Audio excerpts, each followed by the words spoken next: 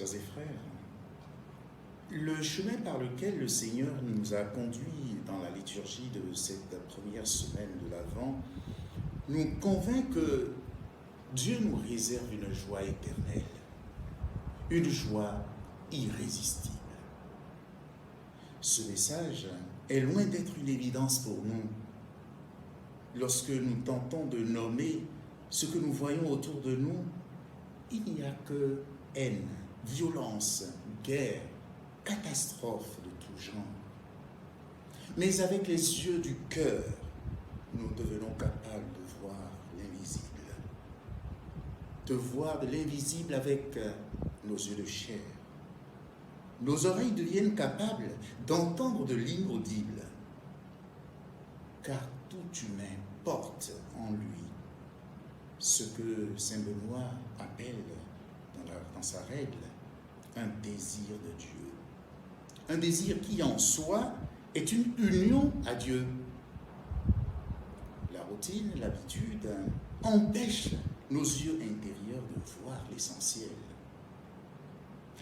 L'évangile que nous venons d'entendre concerne chacun d'entre nous.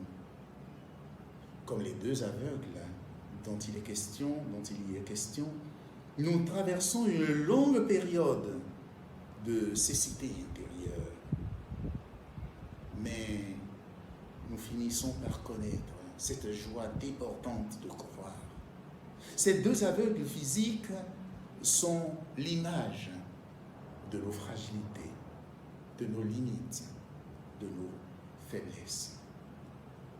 Mais ils manifestent en même temps une capacité à contempler Dieu, car leur promptitude à entendre la parole de Jésus trahit une attente. Chez eux, la parole de Jésus n'a pas été une parole morte. Elle a été une parole qui les a atteints au plus profond d'eux-mêmes, au point de déclencher chez eux un cri rempli d'espérance. Aie pitié de nous, fils de David.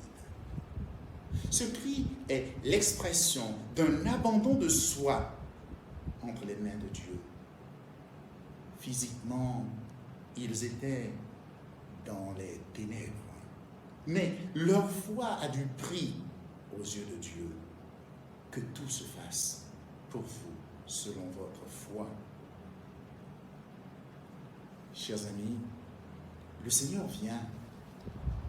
Il veut que nous le voyions venir, que nous prenions conscience qu'il avance à notre rencontre.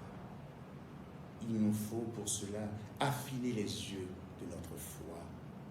Nos yeux intérieurs sont entretenus grâce à nos efforts de détachement en laissant nos vies, nos pensées et nos actes transformés et orientés, ordonnés selon la volonté de Dieu. Nous y sommes invités en ce temps d'attente du Messie par la voix de celui qui crie dans le désert, Jean-Baptiste. Alors prions. Quand l'avenir nous paraît bouché, Seigneur notre Dieu, et notre vie dépourvue de sens, ouvre nos yeux et garde-nous éveillés dans l'attente de ta venue. Alors, de nos lances, nous ferons des faux signes, et avec ton Fils, nous livrerons le combat